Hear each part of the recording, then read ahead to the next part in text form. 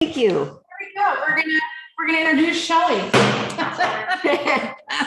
Thank you for having me. Of course, Shelley. It's so good to see you again. Good to see you too. Shelley is at lawyer's title. Are you a senior escrow officer? Yeah. Mm-hmm. That means she's been around a long time. She knows what she's talking about. Been around a long time. Yeah, and she's really, really fantastic and amazing with your clients, which I feel is one of the most important things when you go to closing and working with an escrow officer, making sure that they are representing you too in the best way possible. She interacts really well with your clients. And to me, that means the most, right? She knows what she's doing. She knows what she's looking for and is very communicative. So thank you. We're going to go through a prelim. Yes. So exciting. We talk about when you get the prelim and why. Yep. So as soon as you have an accepted contract, you're ready to open escrow. It states in the purchase contract that the seller will provide and pay for the owner's policy of title insurance. So we get involved right away. As soon as you have that contract, we open escrow, we assign it a number, and then we generate the preliminary title report. So what I gave you copies of is kind of a marked up, doctored up old prelim, but it still works to kind of tell you what it's all about. So basically title insurance is after you purchase a home, you actually get an insurance policy and it says, when I bought this house, this is what was recorded on it. It should be very straightforward. It should be everything that you expected. It is an insurance policy. So before we get to that point where we're ready to give that policy, we want to look at what's on there. We know that the seller owns it. We know that, we want to look at if there's encumbrances on it. That's the purpose of the title report. So when we generate the title report, it goes to the agents, it goes to the buyer, the seller, the lender. Everybody will have a copy of this, and everybody's kind of looking for something different. So when you look at, well, I'll just kind of walk you through the prelim and tell you what page talks about what. The first page of the preliminary title report just says, we have opened escrow. We are prepared to issue a title insurance policy subject to the things that you see on this report. And it gives contact information for me, for our title officer.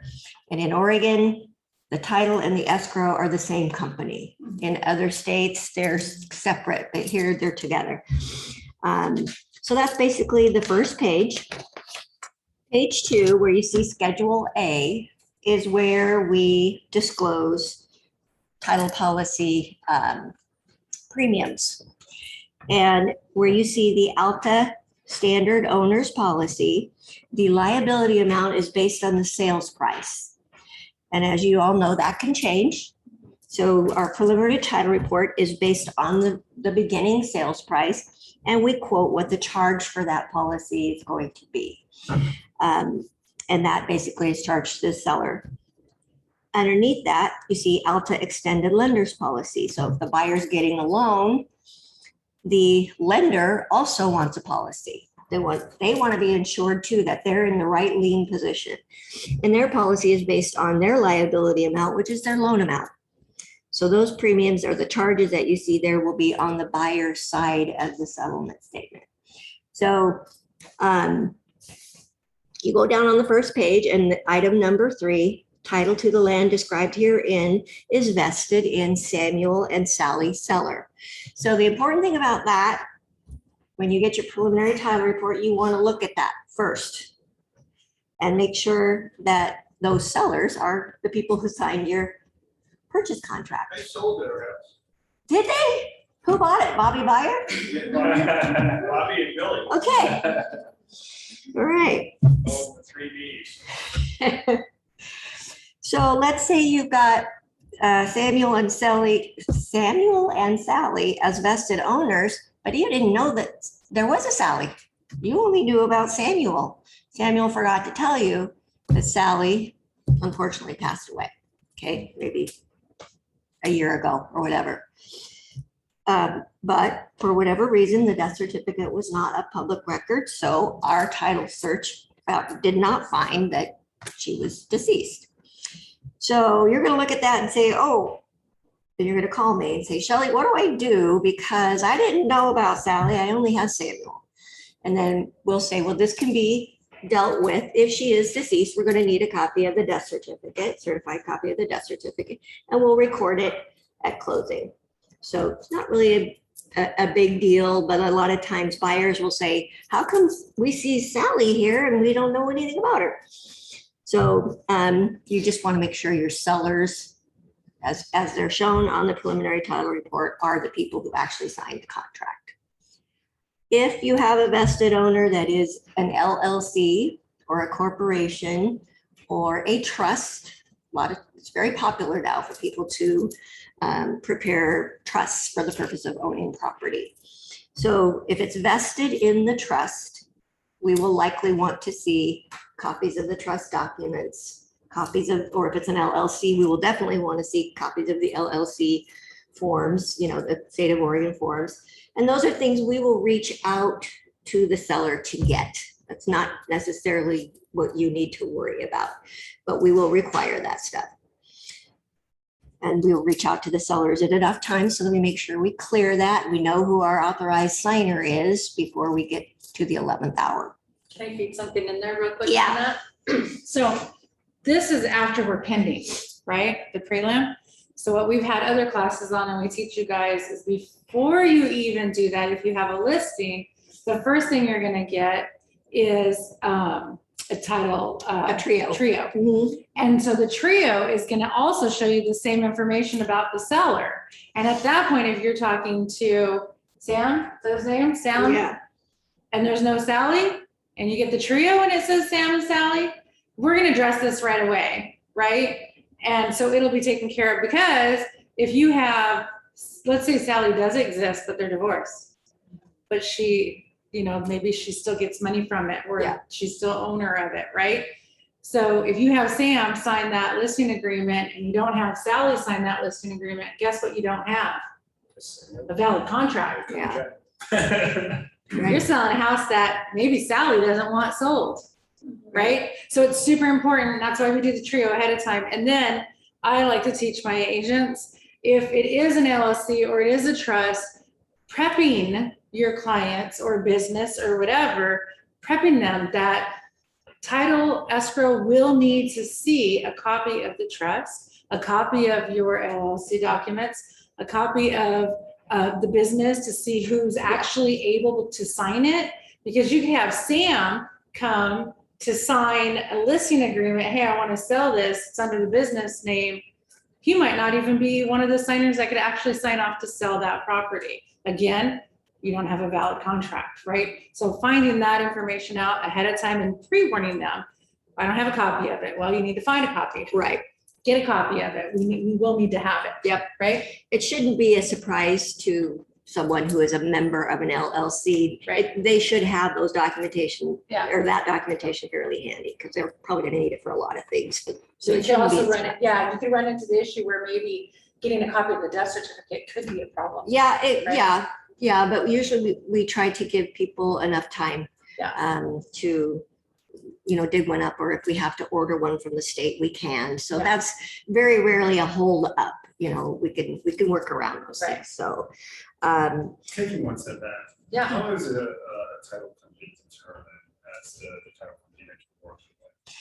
that's a good question. So it used to be that the listing agent always got their choice. Nowadays, the last thing you want is for the buyer's agent to write in a title company that you don't use, but you don't want to lose the deal. Right. So it kind of depends. Depends on the market. Yeah, it does. Ultimately, and especially if you get older agents that, not age older, but old agents that have been in this in a long time, they're gonna really push for you to use who they have in MLS. But let's say you're representing a builder who always works with Shelley. They're, as a buyer, they're gonna push that they want their escrow office. And that's where you're gonna have to say, hey, it's a builder, they worked with this escrow officer over and over and over again.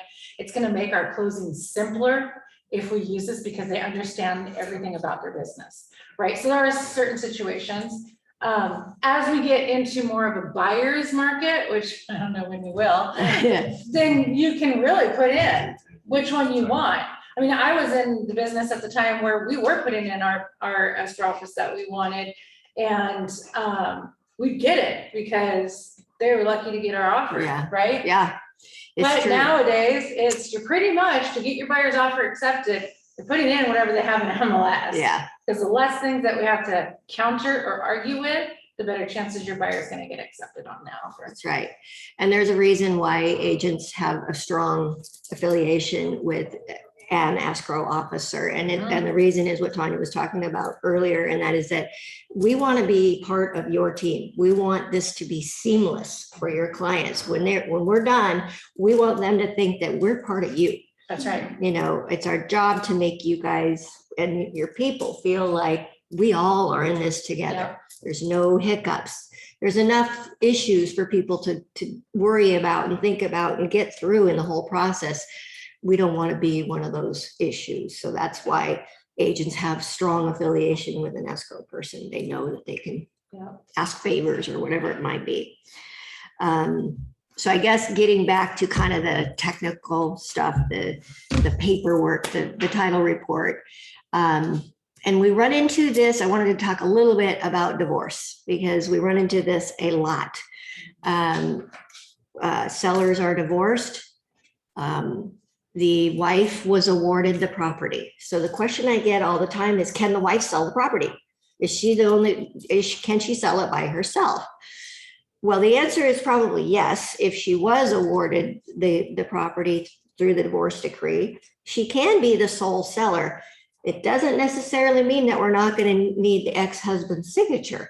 He'll have to know if there's any kind of monetary tie in the divorce decree. So in other words, if she owes him $20,000 through the sale of the property, we got to talk to him. Or if there's a child support judgment or an equalizing judgment, anything like that, we're going to have to talk to him. I just opened escrow the other day on a transaction where the people were divorced. The wife was awarded the property. The husband had an IRS lien from 2017 that was unsatisfied. The divorce was in 2019. Yes, he gave her the property, but with the property comes that IRS lien, which is really unfortunate for the wife. Those are hard to get rid of without paying off. They are hard to get rid of, and it doesn't matter that it's only his lien. It does affect the property. It attaches, so to speak. Yeah. So another reason you get the trio done and the prelim, and that's one thing too, when you have a relationship, sometimes we can get the prelim before we go pending. Yeah. A kind of a pre-prelim. Yeah. We call it a spec prelim. Yes. Because you want to see. Would you still need the signature of the spouse if it's straight clear, or the individual who owns it? There are circumstances where let's say the wife was awarded the property, there is no monetary consideration, so we don't need to bother or talk to the ex-spouse. But it would involve us looking at the decree typically. I'm guessing that signature just covers everybody just in case, so that it doesn't have to be unwound. Yeah, yes. And that's where we come in, where we're going to be pretty conservative about, we want to make sure that your buyer, if we give them that title policy, we mean it. We got to defend it. So that's what you're ensuring. Yeah. Yeah. So sellers, making sure you have the right sellers in title. Divorces, important to kind of know, or at least have me ask some questions if it's an uncomfortable situation or something. So underneath the vested ownership, where it says the estate or interest in land is fee simple, that means it's real property. It's not leasehold. And that's what you'll see 99.9% of the time. Underneath that is the legal description. The legal description of the property only changes if there's like a lot line adjustment or a partition or something like that. That the address, the property address, can change at any time. So we don't insure property addresses. We insure legal descriptions. So the thing to look at on a legal description is, let's say you're selling or you have a contract for a condo, and the condo is a living unit, a parking unit, and a storage unit. In some cases, all three of those things will be listed in the legal description. And in some cases, the assignment of the storage and the parking will be included in the CC&R. So they may or may not be deeded. They might be in a separate document, but you want to make sure it's addressed somewhere, like parking and storage go with this. How do I know that that's really what's happening? What happens if something like that slips through the cracks? It has slipped through the cracks, but basically, if we see that in the purchase contract, it says condo unit, blah, blah, blah, is also being sold with garage unit, blah, blah, blah. Mhm. We are going to look at the legal description and see if they're both addressed there or if it might be in the CC&Rs that they're assigned within that internal document. So here again, it's not up to you guys to figure out whether that legal's right, but you can always call us and just say, this is what I think should be there. Can you confirm it? Okay, so then we go to Schedule B. And this is where we start the numbered exceptions. And exceptions are things that either go with the property or they go away. The first 5 exceptions stay on you'll see that on every title report. You don't have to know what they are. They just stay there. If a lender says, we don't want this exception on the title policy, then we'll deal with it, but it's not something you guys need to really address. You get into special exceptions, and this is where it starts, they get specific to the property. And in this particular case, it just says the taxes for the current year, which was a while ago, but the taxes are not determined. So our tax year starts in July, right? Well, from July to October, we don't know what the taxes are, but we are in the tax year. It's assessed, right? So that's why we put that little verbiage there. We don't know what they are yet, but last year's taxes are paid in full, and that's note number 7. Number 8 is disclosing that there is a utilities easement on the property, which means the property is encumbered by it. Okay, they had to give a utility easement, not uncommon. When you get our electronic prelims, they'll have blue links. So if you want to click on the link and actually read the easement document, you can. It's probably be a little dry. Yeah, but you could read it, or if the buyer wanted to read it, they could see what it says. And that's the same thing with exception number 9. Restrictive covenants. So those types of things are not things we're going to interpret for a buyer. We're going to say, you read it, you see what you think, and if you're comfortable with it. Number 10 is something you would definitely want to look for. Road maintenance agreement means there's like a private road or a driveway, maybe a shared driveway that 2 or more properties share. And a road maintenance agreement will typically, the actual document will contain some provision for maintenance. It might be a financial responsibility. It might be, property owner A has the responsibility to shovel that every other year, every 4th year, or something like that. That's something you're going to want to look at, and you're going to want your buyer to know about, or the buyer. Be like, I'm not shoveling. Yeah. Exception number 11 is disclosing that there is a recorded mortgage on the property. So a trust deed or a deed of trust in Oregon is the same as a mortgage. It's a loan.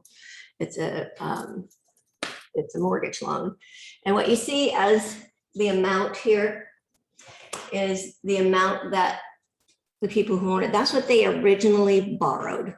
That was their original loan amount. So our job will be to contact this lender, whoever the lender is, and we're going to ask for a written payoff demand, and when they send it to us, it'll be something less than this because they've been making payments for a while. And so we'll determine exactly what's owed to that lender. We get calls quite often when you might see a first trustee like this, first mortgage, and then you see a second mortgage right behind it. And let's just say you've sold this property for 300,000 and the first mortgage says 200 and the second mortgage says 150. And you go, wait, this property is over encumbered. How can they sell it for 300,000? The likelihood is that their first mortgage is a real mortgage loan. They've been making payments on it, so they've reduced the balance. The second mortgage is a line of credit. They might not even know they have it. They have a zero balance. But they could borrow up to 150,000 on that line of credit. Happens all the time. We get calls from sellers like, what is this? What's on my property? I don't owe this money. We're like, oh, yeah, okay. I believe you. Yeah. I believe you. But their property is encumbered because at some point their lender said, you might want to have this. You might want to have this home equity line of credit because you never know when you might need to, scratch out a check for several $1,000s and you've got it attached to the property. It's easy. And they forget about it. So that happens quite a bit.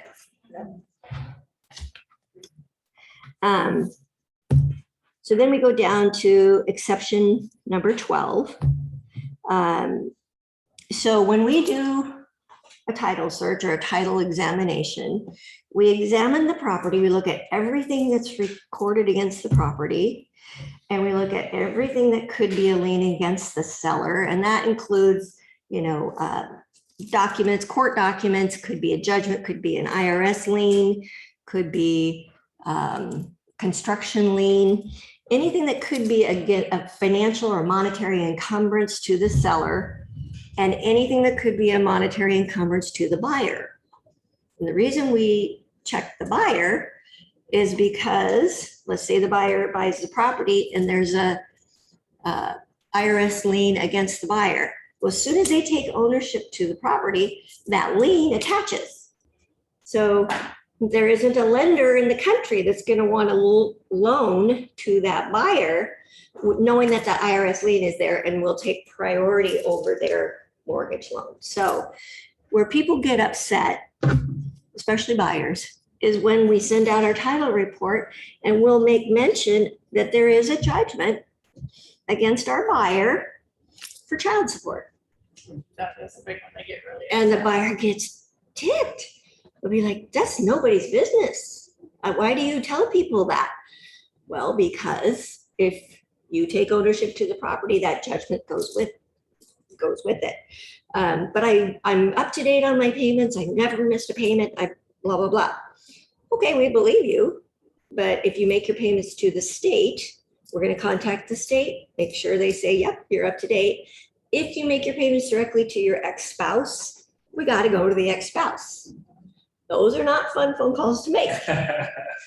Especially if they're not friendly. Right. And so we always have that conversation and say, this is what we're going to need to obtain. Do you want to warn the ex-spouse that we're going to be calling? Or would you like me to break the news? And then we cross our fingers and hope that they'll talk to him first. So does that all make sense? Like anything that could be a monetary attachment to the property is what you're going to see on the title report. So in this case, Samuel Seller has a judgment out there in favor of Discover Bank. That tells us that they probably went delinquent on a bill, a consumer debt. At some point, the debtor, Discover Bank, says, enough of this, we're going to file judgment. So they get their money one way or the other. And so Samuel Seller says, oh, I already negotiated with them.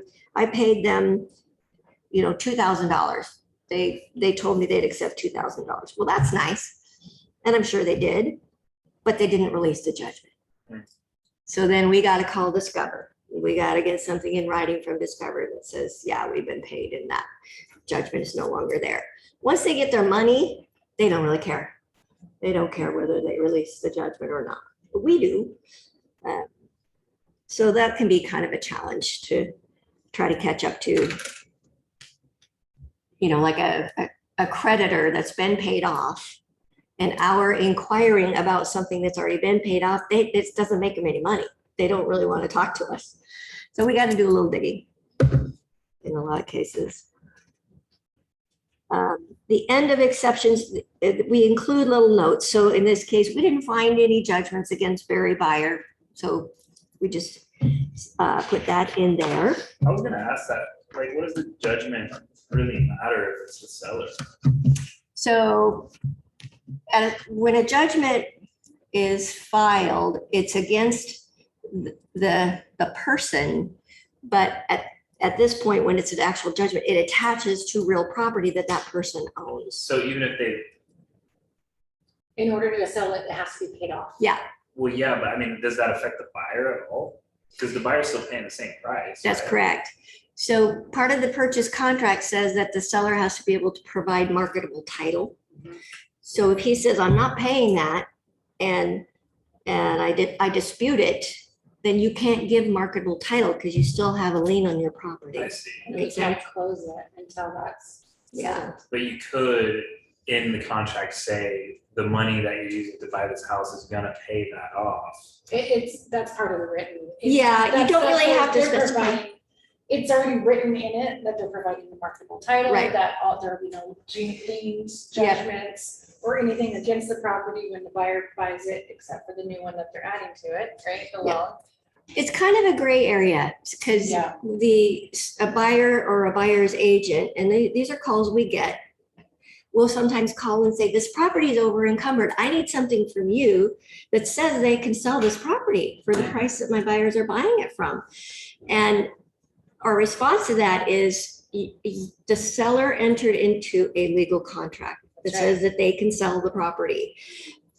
I can't give you their numbers. I can't give you their closing statement, but they're in contract to sell the property. Yep. And Even that's, if it means and this was a market that we were in before. If they had to come to closing with a Yeah, check yeah. to sell their home, Oh, wow. it's happened. Like, Yeah. you guys are so lucky right now, you don't have to deal with this. But, and there was a time where I have a company, a short sale company that we've had in hand, ready to use if it ever comes back to that again, where the homes are, they bought it at the top of the market and they're needing to sell it, and now the price of the home is less than what they owe on it, or judgments or liens against it. So now we gotta do a short sale, which means we're selling it for that, the bank has to accept less money than what is owed to them. And that's a whole nother market. those are dark days. Yeah, Those were dark days. praying they never come back again. Oh, my word. So, But we're yeah, paying top dollar, you guys, right?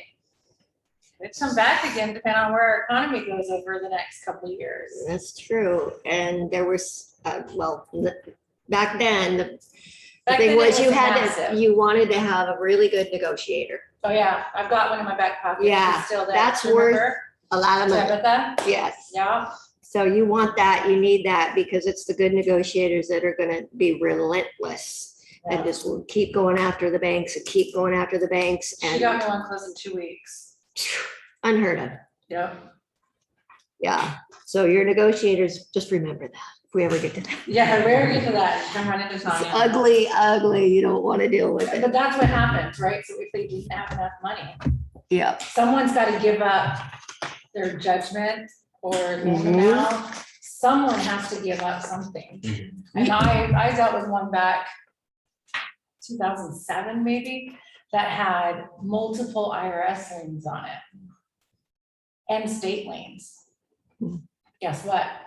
Didn't go through. Nope. Yeah. And my poor buyers came out from England to buy the house. Oh, And went back thinking that this house was gonna be theirs, and we got the prelim and there was liens, and the IRS will not give up their money No.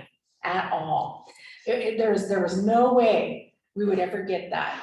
We held out for a little bit, and then they ended up buying a home based off of walkthrough video with me, because they needed a home.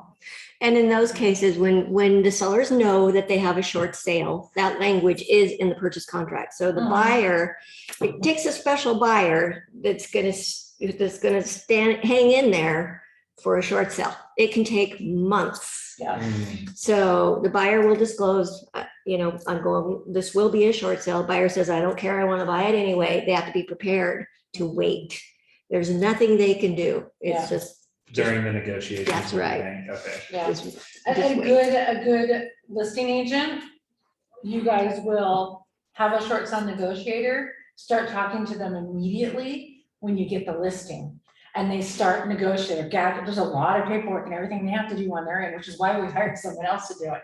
When I started with Peter, their assistant was doing it all, and I'm like, why are you wasting your time with this? I found a short sale negotiator, that's all she did. The buyer pays for that fee because they want the house, Yeah. right? And we just gave her the contact information, had the sellers and her talk. She did all the work on the back end, and we got the deals closed faster because we started it at the listing Right. prior to actually getting under contract. So it was easier to get them closed. We'll just hope that you guys never. Never deal have to with deal it. with it, right? It's not fun. Yeah.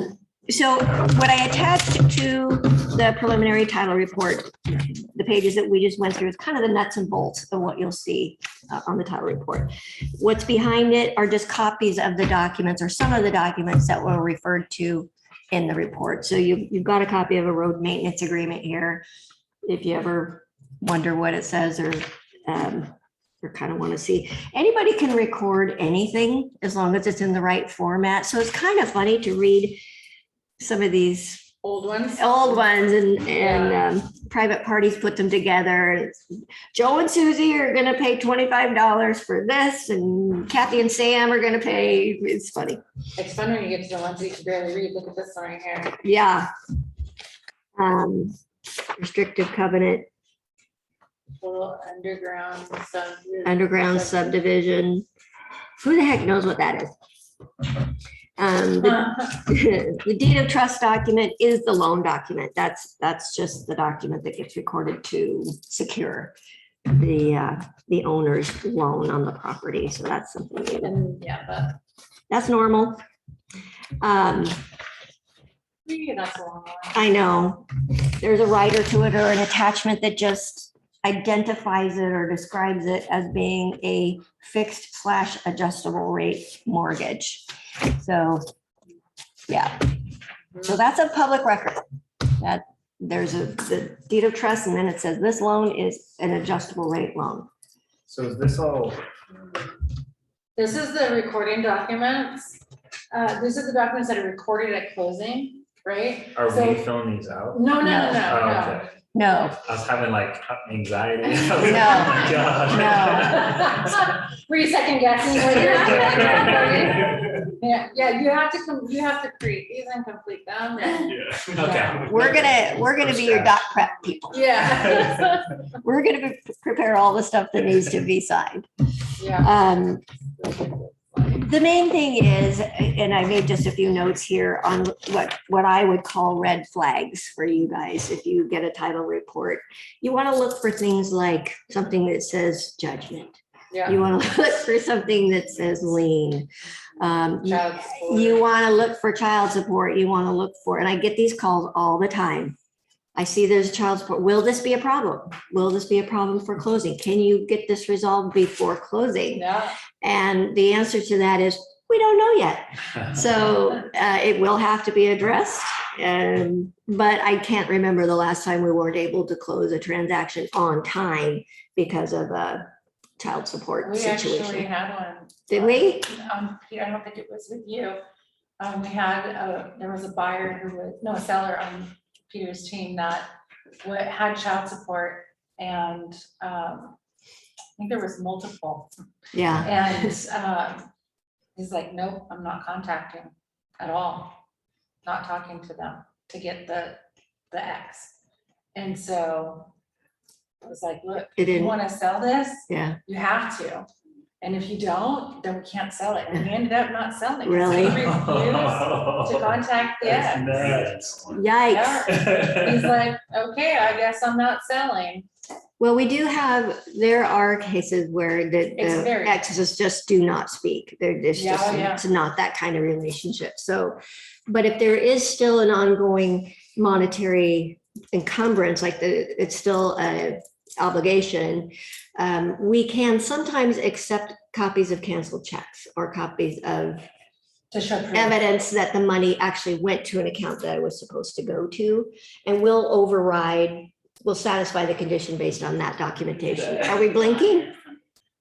Like, I think it's a fly. oh, Oh, Directly at the light. getting Yeah, warped yeah. out. I'm blind. Can't see.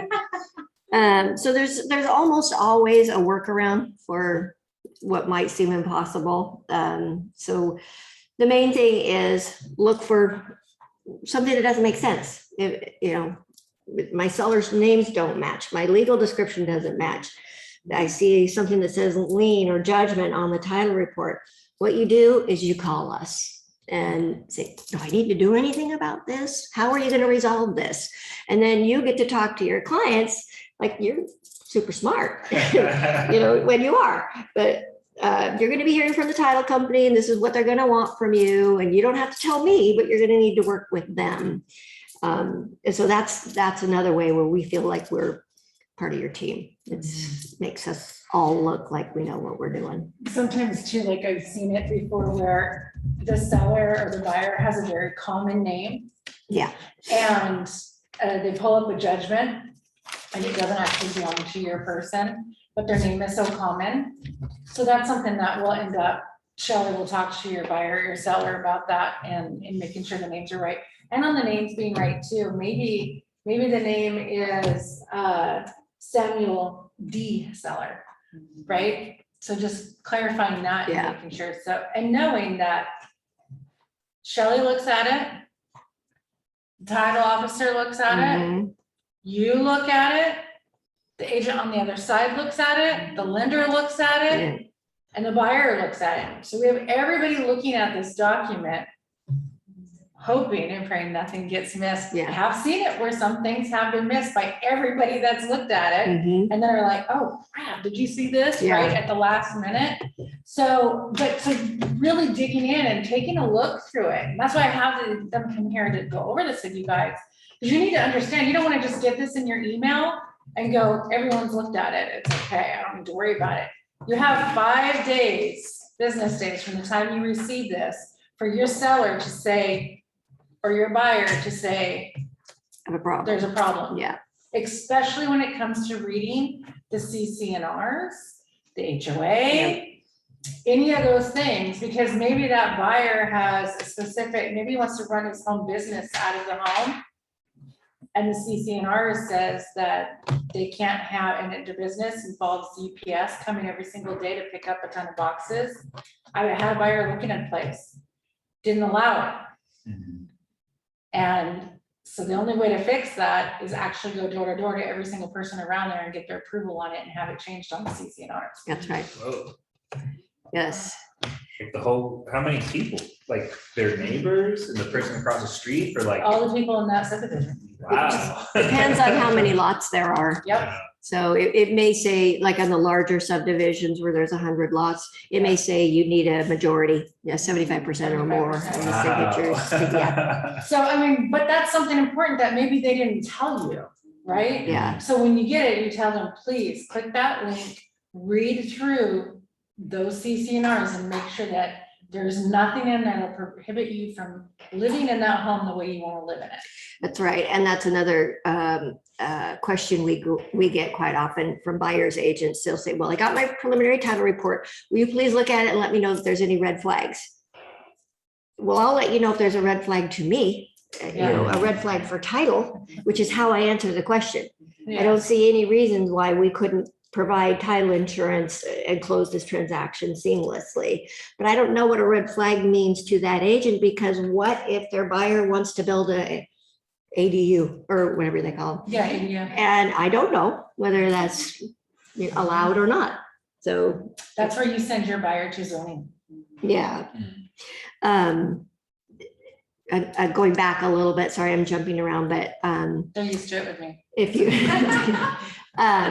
if you have someone that you're dealing with who's selling a property who claims they are the executor, or the property was left to them through their grandpa's will, you're going to want to ask us to look into that property and see if there has been you don't need to know all this, but if there's been a probate filed, what documentation has actually been through the proper legal steps to establish that that person really does have the right to sell it.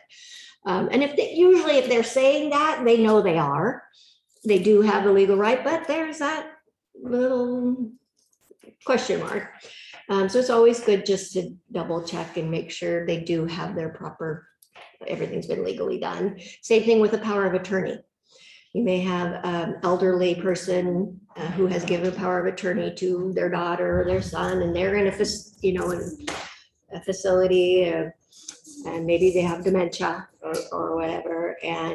But they signed the power of attorney in 2019, and it's specific.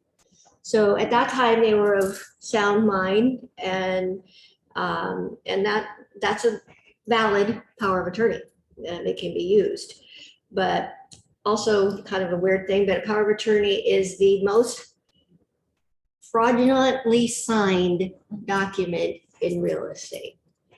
So, yeah, so be really careful. We're going to want to see that power of attorney. We're going to want to see what it looks like, who notarized it, who signed it, what the signature looks like, all of that. So that's how we protect your buyer or a buyer, is whoever signs those legal documents to convey ownership of that property better have the right to do it.